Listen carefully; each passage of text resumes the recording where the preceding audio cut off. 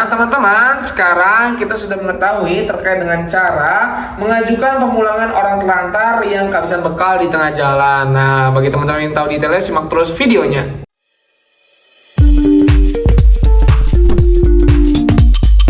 Video ini dipersembahkan oleh Radar Edukasi, berbagi wawasan menambah pengetahuan. Halo teman-teman, kembali lagi bersama saya di Radar Edukasi. Nah teman-teman, pada kesempatan kali ini saya akan menginformasikan terkait dengan cara mengajukan pemulangan orang telantar yang kehabisan bekal nih. Nah caranya seperti apa sih? Karena ini layanan darurat, nanti akan ada prosedurnya nih teman-teman. Yang pertama, teman-teman harus menyertakan identitas dari orang telantar itu tersebut. Setelah itu teman-teman juga harus memberikan informasi terkait dengan kronologi ketelantarannya. Nah, misalkan gimana sih orang itu bisa telantar dan juga bagaimana teman-teman itu bisa kehabisan bekal.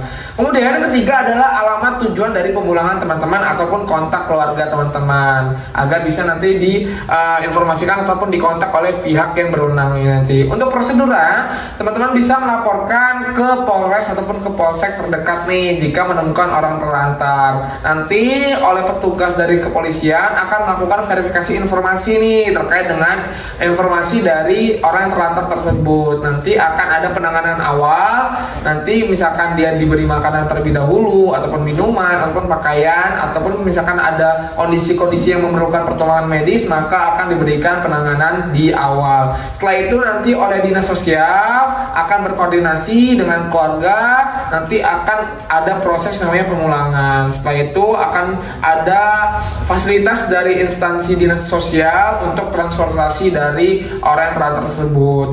Nah, untuk penanganan dan juga koordinasi biasanya tergantung dari sejauh mana ya lokasi yang akan dituju. Misalkan masih dekat, biasanya cuma beberapa jam. Nah, paling lama paling cuma sehari. Nah, untuk proses pemulangannya tergantung dari jarak dan juga ketersediaan transportasi.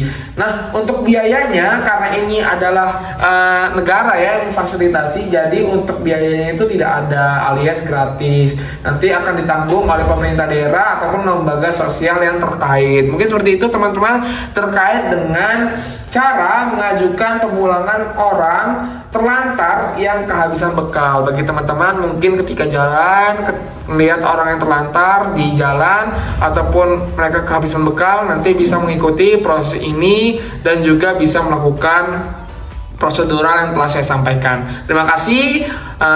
Semoga teman-teman bisa memanfaatkan video ini dengan baik dan tidak menyalahgunakannya.